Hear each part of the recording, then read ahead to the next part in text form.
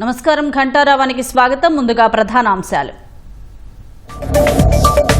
విశాఖలో international mediation conference కాసేపట్లో సదస్సుకు హాజరు కానున్న సీఎం చంద్రబాబు.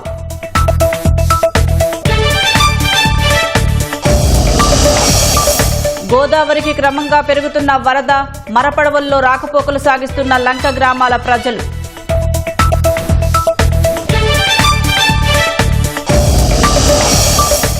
శ్రీశైలం ప్రాజెక్టుకు స్థిరంగా ప్రవాహం, 3 గేట్లు ఎత్తి సాగర్కు నీటి విడుదల.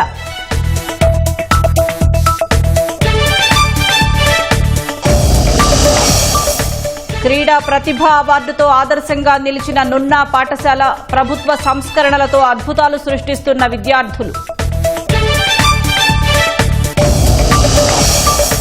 అమెరికాలో పెట్టుబడులు పెట్టేందుకు టెక్ దిగ్గజాల హామీ, భారీగా ఉద్యోగాలు సృష్టించవచ్చన్న ట్రంప్.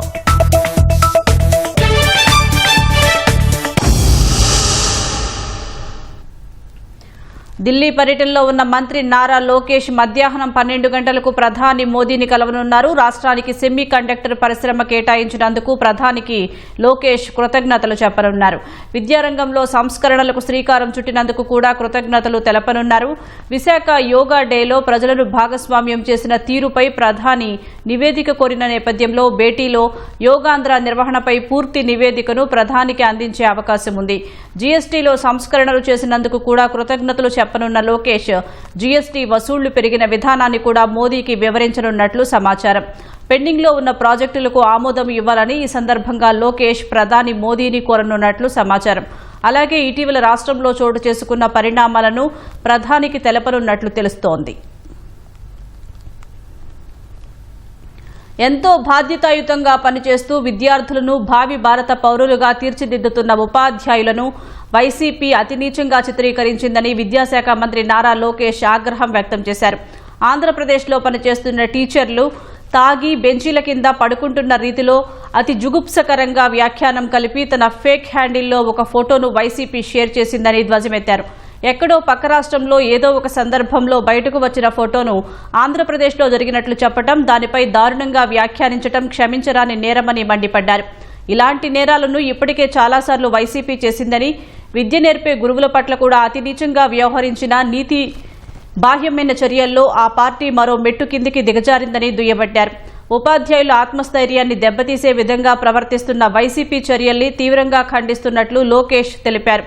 ఫేక్ హ్యాండిల్స్ ద్వారా ఫేక్ విషయాలను ప్రచారం చేసే వైసీపీ చర్యల్ని అర్థం చేసుకుని తగిన రీతిలో స్పందించాల్సిందిగా టీచర్లను కూడా కోరుతున్నారన్నారు. యూరియా పేరిట 200 కోట్ల స్కామ్ జరిగిందంటూ వైసీపీ అధికారిక ఎక్స్ ఖాతాలో షేర్ చేయడంపై హోంమంత్రి అనిత మండిపడ్డారు. సోషల్ మీడియాలో ప్రభుత్వంపై విష ప్రచారం చేస్తున్న వైసీపీ ఏమైనా ఆధారాలు ఉంటే బయటపెట్టాలని అనిత సవాల్ విసిరారు. లేదంటే ప్రభుత్వం చట్ట ప్రకారం కఠినంగా వ్యవహరిస్తుందని వైసీపీ సోషల్ మీడియాకు హెచ్చరించారు. ఆధారాలు చూపలేకపోతే పరువు నష్టం, రాజకీయ ప్రేరేపిత ప్రచారాన్ని వ్యాప్తి చేస్తున్నందుకు కఠినమైన క్రిమినల్, సివిల్ చర్యలు ఎదుర్కోవడానికి సిద్ధంగా ఉండాలన్నారు.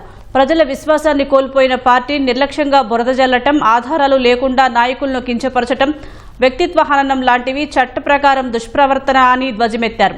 ఉద్దేశపూర్వక తప్పుడు ప్రచారాన్ని సహించేది లేదన్నారు. స్కామ్లు అనే ముసుగులో కల్పిత ఆరోపణలను ప్రచారం చేయటం వాక్ స్వాతంత్ర్యం కాదని, ఇది నేరపూరిత పరువు నష్టమని చెప్పారు. న్యాయమైన రాజకీయ చర్చను తాము స్వాగతిస్తామని, ఉద్దేశపూర్వక అబద్దాలపై మాత్రం చట్టం పూర్తి స్థాయిలో కఠినంగా వ్యవహరిస్తుందని తేల్చి చెప్పారు. శ్రీశైలం జలాశయానికి వరద ప్రవాహం స్థిరంగా కొనసాగుతోంది. జూరాల, సుంకేసుల నుంచి ప్రాజెక్టులోకి 176,436 క్యూసెక్కులు చేరుతోంది. 178,899 క్యూసెక్కులు దిగువకు విడుదల చేస్తున్నారు. పోతిరెడ్డిపాడు హెడ్ రెగ్యులేటరీ నుంచి 30,000 క్యూసెక్కులు, ఎడమగట్టు విద్యుత్ కేంద్రం నుంచి 35,315 క్యూసెక్కులు, కుడిగట్టు విద్యుత్ కేంద్రం నుంచి 31,012 క్యూసెక్కులు వదులుతున్నారు. 3 స్పిల్వే గేట్లను 10 అడుగుల మేర ఎత్తి 82,572 క్యూసెక్కులు నాగార్జున సాగర్కు విడుదల చేస్తున్నారు. శ్రీశైలం పూర్తిస్థాయి నీటి మట్టం 885 అడుగులు కాగా ప్రస్తుతం 883.80 అడుగులకు చేరింది. ప్రాజెక్టు పూర్తిస్థాయి నీటి నిల్వ సామర్థ్యం 215.80 టీఎంసీలు కాగా ప్రస్తుతం 208.72 టీఎంసీలుగా కొనసాగుతోంది. గోదావరికి వరద క్రమంగా పెరుగుతోంది. ధవళేశ్వరం బ్యారేజీ నుంచి 9,41,785 క్యూసెక్కులు వరద నీటిని సముద్రంలోకి విడుదల చేశారు. బ్యారేజీకి దిగువన ఉన్న వశిష్ట, వైనతేయ, గౌతమి, వృద్ధ గౌతమి నదీపాయల్లో వరద పోటు ఎక్కువగా ఉంది. వివిధ లంక గ్రామాల ప్రజలు, విద్యార్థులు మరపడవుల్లో రాకపోకలు సాగిస్తున్నారు. కర్నూలులో వినాయక నిమజ్జనం కొనసాగుతోంది. నగరంలోని పలు కాలనీల్లో ఏర్పాటు చేసిన భారీ విగ్రహాలను నిమజ్జనం కోసం వినాయక ఘాట్కు తరలిస్తున్నారు. నగరంలో దాదాపు 2,000కు పైగా విగ్రహాలు ఏర్పాటు చేయడంతో నిమజ్జనం ఆలస్యమవుతోంది.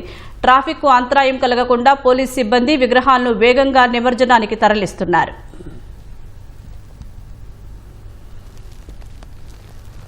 ఈ నెల 10న అనంతపురంలో నిర్వహించతలపెట్టిన సూపర్ 6 సూపర్ హిట్ విజయోత్సవ సభ ఏర్పాట్లు చురుగ్గా సాగుతున్నాయి.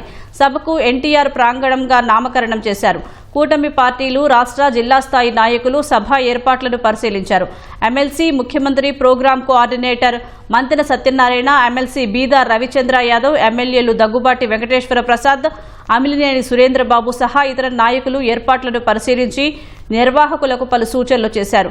అనంతపురానికి సీఎం చంద్రబాబు, ఉప ముఖ్యమంత్రి పవన్ కళ్యాణ్ రాక జిల్లా ప్రజలందరికీ ఎంతో సంతోషకర వార్త అని నాయకులు అన్నారు. సూపర్ 6 పై వైసీపీ దుష్ప్రచారం చేస్తోందని మండిపడ్డారు. సభని దిగ్విజయం చేయడం మా బాధ్యత. ప్రజలందరూ కూడా చాలా సంతోషంగా తరలి రావడానికి సిద్ధంగా ఉన్నారు. తండోపతండాలుగా వాళ్ళకి ఒక మంచి మెసేజ్ ఇవ్వడానికి మా ముఖ్యమంత్రి గారు, అలాగే పవన్ కళ్యాణ్ గారు, అలాగే బీజేపీ నాయకులు కూడా ఉన్నారు. ఏదేమైనా కూడా ఈ కరూరు జిల్లాలో చంద్రబాబు నాయుడు గారు వస్తున్నారంటే ఇంకా ఏ వరం ఇస్తారో మా జిల్లాకు అనేది కూడా మేము ఎదురు చూస్తున్నాం. హంద్రీనివా ప్రతి ప్రాంతానికి కూడా వెళ్తున్నాయంటే దానికి కారకుడు, ముఖ్య కారకుడు మన ముఖ్యమంత్రి చంద్రబాబు నాయుడు గారే.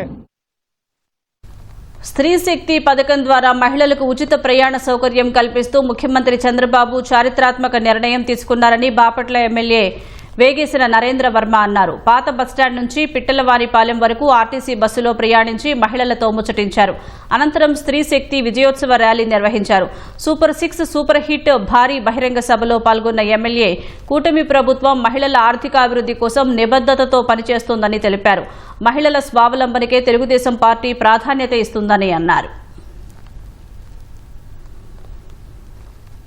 వాళ్ళ ఉచితంగా ప్రయాణం చేసే ప్రయాణికులు, ఆడబిడ్డలు వాళ్ళు ఏమనుకుంటున్నారు అని వాళ్ళతో ప్రయాణం చేస్తూ వాళ్ళ గురించి మాట్లాడుతూ వాళ్ళ ఆర్థిక పరమైన స్థితిగతుల గురించి తెలుసుకుంటూ గౌరవనీయులు మాన్యశ్రీ నారా చంద్రబాబు నాయుడు గారు ఎలా పాలన ఎలా ఉంది అనే దాని మీద ఒక రివ్యూ చేయటం, వాళ్ళతో కలిసి బస్సు ప్రయాణం చేయటం అనేది ఈరోజు చాలా మంచి పరిణామం. అందులో భాగంగా మేము ఈరోజు ఈ ప్రయాణం చేస్తా ఉన్నాం. పల్నాడు జిల్లా అంతర్రాష్ట్ర చెక్పోస్టు వద్ద గురువారం అర్ధరాత్రి కలెక్టర్, ఎస్పీలు ఆకస్మిక తనిఖీలు చేపట్టారు. యూరియా ఇతర రాష్ట్రాలకు అక్రమ రవాణా జరగకుండా ప్రభుత్వం ప్రత్యేకంగా నియమించిన పలు విభాగాల అధికారులు పనితీరును పరిశీలించారు. రైతులకు అందాల్సిన యూరియాను అక్రమంగా తరలించే వారిపై కఠిన చర్యలు తీసుకుంటామన్నారు. విద్యార్థులు చదువులోనే కాదు, ఆటపాటలు, ఇతర అన్ని రంగాల్లోనూ ముందుండాలి. ఇదే నినాదంతో ముందుకు వెళ్తోంది కూటమి ప్రభుత్వం. భావితరాలను సన్నద్దం చేసేలా విద్యా వ్యవస్థలో అనేక సంస్కరణలు చేపడుతోంది. ఇందులో భాగంగా కార్పొరేట్కు ధీటుగా ప్రభుత్వ పాఠశాలల్లో విద్యా బోధన జరుగుతోంది. ప్రభుత్వం కల్పిస్తున్న అవకాశాన్ని ఉపయోగించుకుంటూ అద్భుతాలు సృష్టిస్తోంది విజయవాడ రూరల్ మండలం నున్నా పాఠశాల. విద్యార్థులను మెరికల్లా తీర్చిదిద్ది క్రీడా ప్రతిభా అవార్డు సాధించి ఆదర్శంగా నిలుస్తోంది. ఎన్టీఆర్ జిల్లాలోని నున్న జిల్లా పరిషత్ పాఠశాలకు ప్రత్యేక గుర్తింపు ఉంది. చదువులు మాత్రమే కాదు, క్రీడలకు అధిక ప్రాధాన్యతనిస్తారు. ఇక్కడ చదివిన వారు వివిధ రంగాల్లో రాణిస్తున్నారు. వ్యాసరచన, డిబేట్, క్విజ్, క్రీడలు, పోటీ ఏదైనా విద్యార్థులు బరిలో దిగుతూ పతకాల పంట పండిస్తున్నారు. కూటమి ప్రభుత్వం విద్యారంగంలో తీసుకొచ్చిన సంస్కరణలతో మరింతగా దూసుకెళ్తున్నారు. డిజిటల్ విద్యా బోధన, ఆధునిక సైన్స్ ల్యాబ్లు, ఈ లైబ్రరీలు, క్రీడా మైదానం, సరిపడా ఫిజికల్ డైరెక్టర్లు, ఇలా అనేక వసతులు కల్పిస్తోంది ప్రభుత్వం. ఈ అవకాశాలన్నింటినీ సద్వినియోగం చేసుకుంటున్నారు విద్యార్థులు.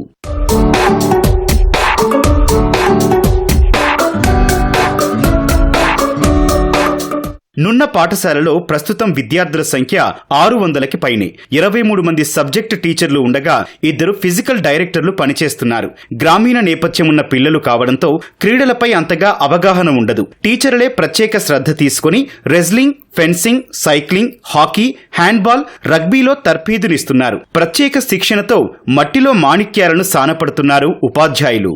ఇక్కడ మా పిల్లలకి ఏంటంటే wrestling, cycling, hockey, judo, wushu, handball, hockey, rugby, fencing ఈ గేమ్స్ అన్ని కూడా మేము ఇక్కడ పిల్లలకి ప్రాక్టీస్ చేయిస్తూ ఉంటాము. ఆఫ్టర్ స్కూల్ 4 నుంచి 6:30 వరకు ప్రాక్టీస్ చేయిస్తాము. హాలిడేస్లోను, సండేస్ కానీ, సెకండ్ సాటర్డేస్ కానీ, మెయిన్ ఫెస్టివల్స్ తప్పించి మిగిలిన అన్ని టైమింగ్స్లోనూ పిల్లలకి మేము ఇక్కడ ప్రాక్టీస్ చేయిస్తూ ఉంటాము. మాకు ఎంకరేజ్మెంట్ బాగా ఉంటుందండి. గవర్నమెంట్ నుంచి కూడా మాకు ఎంకరేజ్మెంట్ ఉంది. ఇక్కడ టీచర్ స్టాఫ్ దగ్గర నుంచి కానీ, లేదా ఊళ్ళో వాళ్ళ దగ్గర నుంచి కానీ సపోర్ట్ కానీ ఇవన్నీ ఉంటాయి. విద్యార్థుల ప్రతిభ, పాఠశాల ఫలితాలను గుర్తించిన ప్రభుత్వం పీఎం శ్రీ పథకం కింద ఎంపిక చేసింది. దీని ద్వారా ఏడాదికి 2.5 కోట్ల రూపాయలు సమకూరుతున్నాయి. అంతేకాదు పూర్వ విద్యార్థులు, దాతలు పాఠశాలకు అవసరమైన వసతులు కల్పిస్తూ విద్యార్థుల పురోగతికి తోడ్పడుతున్నారు.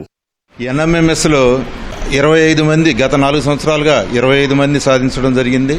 ఈ సంవత్సరం కూడా ఇంకెక్కువ మంది రావడానికి ఇప్పటి నుంచే తర్ఫీదునిస్తూ వాళ్ళని తయారు చేస్తున్నాం. ఇంతకుముందు రిజల్ట్ కంటే కూడా ఇంకెక్కువ రిజల్ట్ రావడానికి ఈ సంవత్సరం ఇంకా ఎక్కువ ఇస్తున్నాం. బయటికి దేనికి వెళ్ళినా కానీ, డిబేట్లో కానీ, ఎస్ఏ రైటింగ్లో కానీ మా విద్యార్థులన్నింటిలో కూడా ప్రైజులు సాధించడం జరిగింది. జాతీయ స్థాయి క్రీడల్లో ఏ పాఠశాల విద్యార్థులు రాణిస్తున్నారు, ఎన్ని మెడల్స్ సొంతం చేసుకున్నారు, ఇలా అనేక అంశాలను ప్రాతిపదికగా తీసుకుని క్రీడా ప్రతిభా అవార్డులు ప్రకటిస్తారు. 2024-25 ఏడాదికి సంబంధించి నున్న జెడ్పీ ఉన్నత పాఠశాల 1347 పాయింట్లు సాధించి ఏపీలోనే అగ్రస్థానంలో నిలిచి రాష్ట్ర క్రీడా ప్రతిభా అవార్డు దక్కించుకుంది. ఉపాధ్యాయుల సహకారంతోనే ఇది సాధ్యమైందని విద్యార్థులు చెబుతున్నారు. ఇక్కడ మేడం వాళ్ళు చెప్పే టీచింగ్ నాకు చాలా నచ్చింది. ఇక్కడ స్పోర్ట్స్ కూడా ఆడిస్తారు. రెజ్లింగ్ అనేది చాలా ఇష్టం. మా పీటీ మేడం భలే ఆడిస్తారు. ఫిట్నెస్ అదంతా బాగా చేపిస్తారు. నేను కూడా నెక్స్ట్ ఇయర్ నేషనల్కి వెళ్తానని నా టార్గెట్. రెజ్లింగ్కి పంపించారు. మినిమం నేనైతే స్టేట్ మీట్కైనా వెళ్ళి గోల్డ్ మెడల్ తేవాలి అనుకుంటున్నాను. నా గోల్. నేనైతే హ్యాండ్బాల్ స్పోర్ట్లో ఉన్నాను. హ్యాండ్బాల్ సీనియర్ ప్లేయర్ ఈ స్కూల్కి. మేము స్టేట్ లెవెల్కి వెళ్ళాము. ఫస్ట్ 3 మ్యాచెస్ పెడితే ఫస్ట్ మ్యాచ్, సెకండ్ మ్యాచ్ బాగా ఆడాము. అయినా సరే one of the best sports in మా స్కూల్కి వచ్చింది. అన్నిటికంటే జూడో గేమ్ అంటే నాకు చాలా ఇష్టం. జూడో గేమ్ కూడా రెజ్లింగ్ లాగానే సేమ్ అలాగే ఉంటుంది. మా టీచర్స్ ఎంతో గైడ్ చేశారు నన్ను. నేను స్టేట్కి వెళ్ళాను. గోల్డ్ మెడల్ కొట్టాలని నా గోల్, కానీ బ్రాంజ్ మెడల్తో తిరిగి వచ్చాను. ఈ సంవత్సరం మాత్రం ఖచ్చితంగా నేను గోల్డ్ మెడల్ కొట్టి ఈ స్కూల్కి మళ్ళీ రిటర్న్ వస్తాను. అందరూ కోఆర్డినేట్ చేశారు కాబట్టి ఈరోజు నేషనల్ లెవెల్స్లోని మా స్కూల్ ఇంత డెవలప్ అవ్వడం జరిగింది. మా స్కూల్స్లో ఓన్లీ స్పోర్ట్స్ అనే కాదు, ఇంకా చాలా ఉంటాయి. ఎడ్యుకేషన్ అని, ఎన్సీసీ అని, డాన్స్ ప్రోగ్రామ్స్ అని అన్నిట్లోని మమ్మల్ని ఫస్టే ఉంచుతారు. విద్యతోనే పేదరికాన్ని జయించవచ్చనేది ఆమె గట్టి విశ్వాసం. టీచర్ కావాలన్న దృఢ సంకల్పంతో సవాళ్లు అధిగమిస్తూనే ఎంఏ, బీఈడీ పూర్తి చేసింది. విద్యా వాలంటీర్గా పనిచేస్తూ కుటుంబానికి చేదోడు వాదోడుగా ఉంటోంది. జీవితం సాఫీగా సాగిపోతున్న వేళ అనుకోని కష్టం చుట్టుముట్టడంతో ఆమె కలలన్నీ కల్లలుగా మారాయి. వెన్నెముకకు ఇన్ఫెక్షన్ సోకడంతో 14 ఏళ్లుగా అనారోగ్యంతో బాధపడుతోంది. ఆర్థిక ఇబ్బందులతో చికిత్స పెనుభారమైంది. సాయం చేసే చేతుల కోసం దీనంగా ఎదురుచూస్తోంది. అతి కష్టం మీద నడుస్తూ వంగుతూనే ఇంటి పనులన్నీ చక్కబెడుతున్న ఈమె పేరు ఉమా. నెల్లూరుకు చెందిన ఆదిశేషయ్య, నారాయణమ్మ దంపతుల కుమార్తె. పేద కుటుంబమే అయినా బిడ్డను ఉన్నత స్థాయిలో చూడాలని ఎంతో కష్టపడి చదివించారు. ప్రభుత్వ ఉపాధ్యాయురాలుగా స్థిరపడాలని ఉమా ఆశయం. ఎంఏ, బీఈడీ పూర్తి చేసి డిఎస్సి శిక్షణ తీసుకుంది. ములుమూడిలోని ప్రాథమిక పాఠశాలలో విద్యా వాలంటీర్గా ఉద్యోగం చేస్తూనే ఇంటి వద్ద పిల్లలకు ట్యూషన్ చెబుతూ కుటుంబ పోషణ చూసుకుంది. ఆనందంగా సాగుతోన్న జీవితంలో ఓ కుదుపు ఉమా జీవితాన్ని తలకిందులు చేసింది.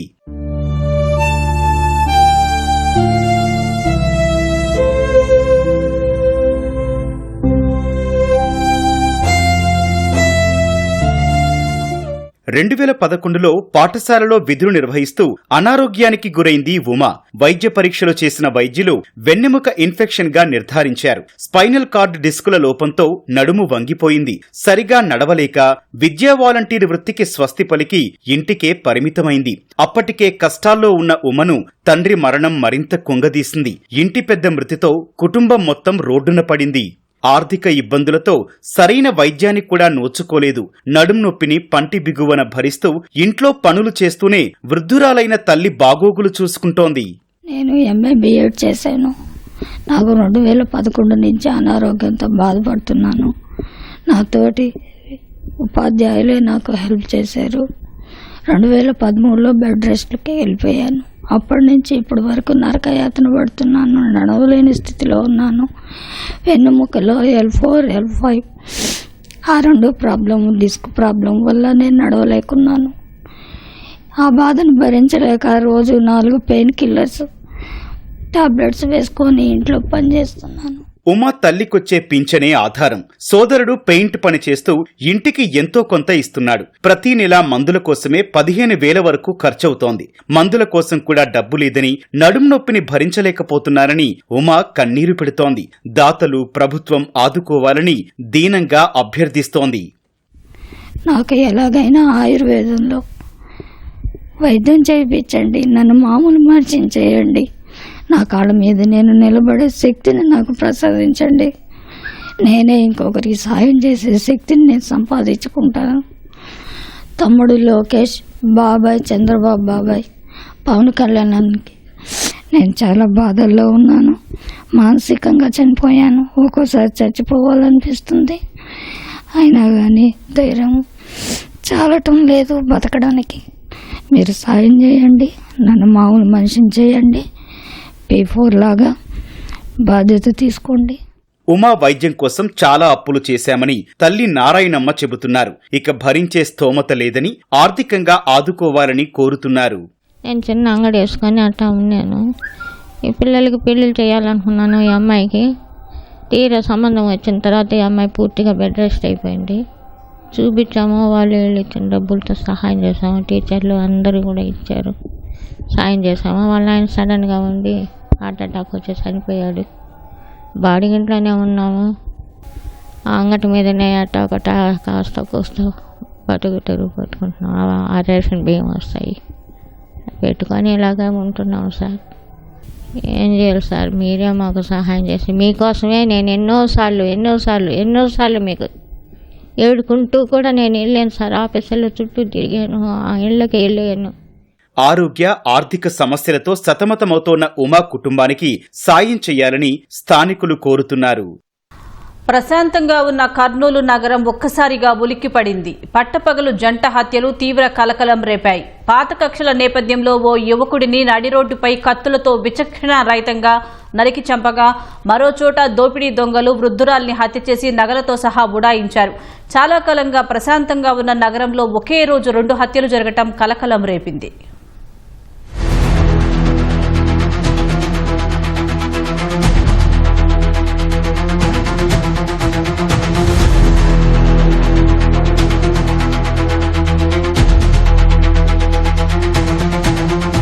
కర్నూలులోని సాయి వైభవ్ నగర్లో కాటసాని శివలీల అనే వృద్ధురాలు దారుణ హత్యకు గురైంది. ఇంట్లో ఒంటరిగా ఉన్న మహిళపై దుండగులు పదునైన ఆయుధంతో దాడి చేసి హతమార్చారు. అనంతరం ఆమె ఒంటిపై ఉన్న బంగారు ఆభరణాలతో ఉడాయించారు.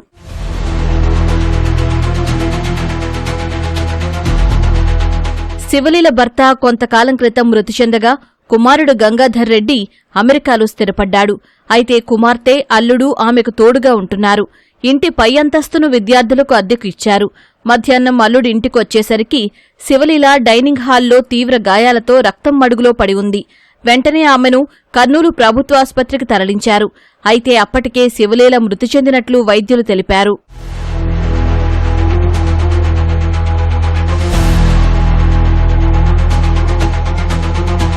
వృద్ధురాలి మెడలో బంగారు ఆభరణాలు, చేతులకు గాజులు లేకపోవడంతో దోపిడీ దొంగలే ఈ ఘాతుకానికి పాల్పడి ఉండొచ్చని అనుమానిస్తున్నారు.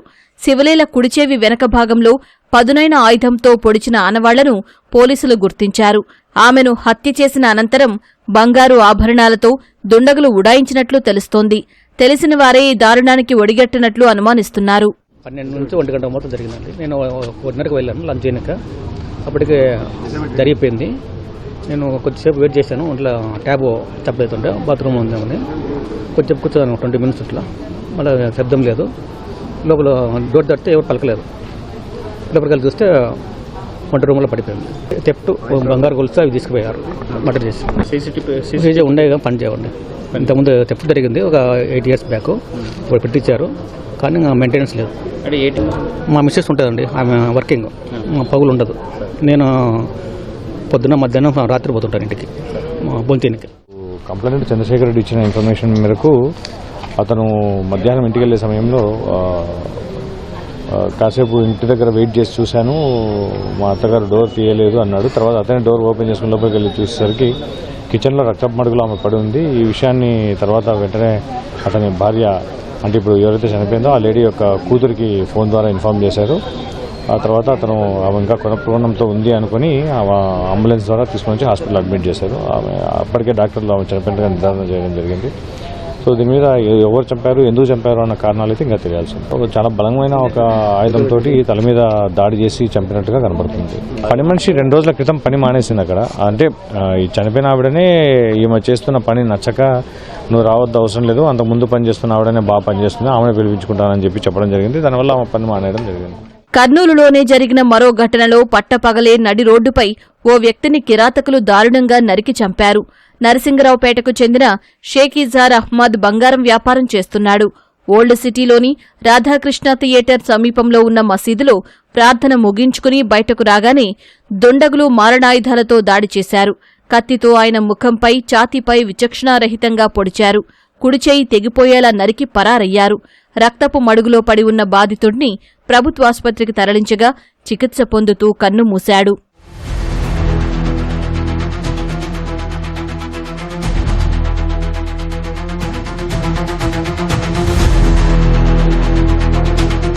రెండు రోజుల క్రితం పాత బస్తీలోని ఘనీగల్లీకి చెందిన మాజీ కార్పొరేటర్ కుమారులైన ఇమ్రాన్, ఇర్ఫాన్లతో అహ్మద్ గొడవ పడ్డాడు. ఇదే హత్యకు దారితీసి ఉంటుందని పోలీసులు అనుమానిస్తున్నారు. ఇజారా అహ్మద్ అనే అతన్ని కొంతమంది 3 వ్యక్తులు, ఇర్ఫాన్ అండ్ ఇమ్రాన్ అండ్ తర్వాత జహీర్, ఇలా 3 కలిపి పాత గొడవలు దృష్టిలో పెట్టుకొని, అంతకుముందు ఏదో వాళ్ళ ఫ్యామిలీకి సంబంధించిన పాత గొడవని గుర్తుపెట్టుకొని వాళ్ళని మా ఇంటికి వచ్చి మీరు మమ్మల్ని బెదిరిస్తారనే ఉద్దేశంతో అతన్ని కత్తులతో అదే దారుణంగా నరికి చంపడం జరిగింది. తర్వాత వాళ్ళు పారిపోవడం జరిగింది అక్కడ నుంచి. తర్వాత ఆ విషయంలో మనము 1 టౌన్ పోలీసులు కేసు రిజిస్టర్ చేసి ఇన్వెస్టిగేషన్ చేస్తున్నాము. తర్వాత దాని గురించి క్లూస్ కూడా ఉన్నాయి. దాని గురించి ఇప్పుడు డీటెయిల్గా ఇన్వెస్టిగేషన్ జరుగుతుంది. ఒకే రోజు 2 హత్యలు జరగడంతో పోలీసులు కేసులను సవాల్గా తీసుకున్నారు. నిందితులను పట్టుకునేందుకు ప్రత్యేక బృందాలను ఏర్పాటు చేశారు.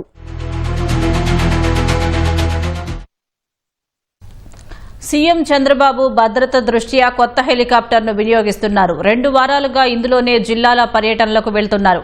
ఇటీవల వరకు వాడిన బెల్ తయారీ చాపర్ పాతది కావడంతో అధునాతన ఫీచర్లతో కూడిన ఎయిర్ బస్ H-160 మోడల్ హెలికాప్టర్కు మారారు. సీఎం జిల్లాల పర్యటనలకు తరచుగా వాడే హెలికాప్టర్లో సాంకేతిక సమస్యలపై నివేదిక ఇవ్వాలని ఈ ఏడాది జూన్లో ఇంటెలిజెన్స్ చీఫ్కు డీజీపీ ఆదేశాలు జారీ చేశారు. వీవీఐపీ భద్రత దృష్ట్యా హెలికాప్టర్ వాడకంపై ఏర్పాటైన నిపుణుల కమిటీ కొన్ని సిఫార్సులు చేసింది. ప్రతికూల పరిస్థితుల్లోనూ ప్రయాణాలకు అనువుగా ఉంటుందని నిపుణులు నూతన చాపర్ను ఎంపిక చేశారు. పాత చాపర్ ఎక్కువ దూరం ప్రయాణానికి పనికొచ్చేది కాదు.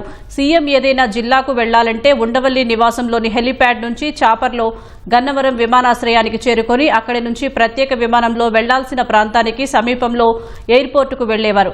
అక్కడి నుంచి మళ్లీ రోడ్డు మార్గంలో కార్యక్రమ వేదిక వద్దకు వెళ్లాల్సి వచ్చేది. ఇప్పుడు ముఖ్యమంత్రి నివాసం నుంచే హెలికాప్టర్లో జిల్లాల పర్యటనలకు వెళ్తున్నారు. పాతదానికన్నా కూడా నూతన చాపర్ ఎక్కువ దూరం ప్రయాణించగలదు. దీనివల్ల చాలా సమయం ఆదా కానుంది. కొత్త చాపర్లో పైలట్లు కాకుండా 6 ప్రయాణించే వీలుంది. రక్షణ పరంగానూ ఎక్కువ సదుపాయాలు ఉన్నాయి. ప్రస్తుతం ప్రయోగాత్మకంగా దీనిని తాత్కాలికంగా వాడుతున్నా త్వరలోనే అధికారికంగా లీజు ఒప్పందం చేసుకోనున్నట్లు తెలిసింది.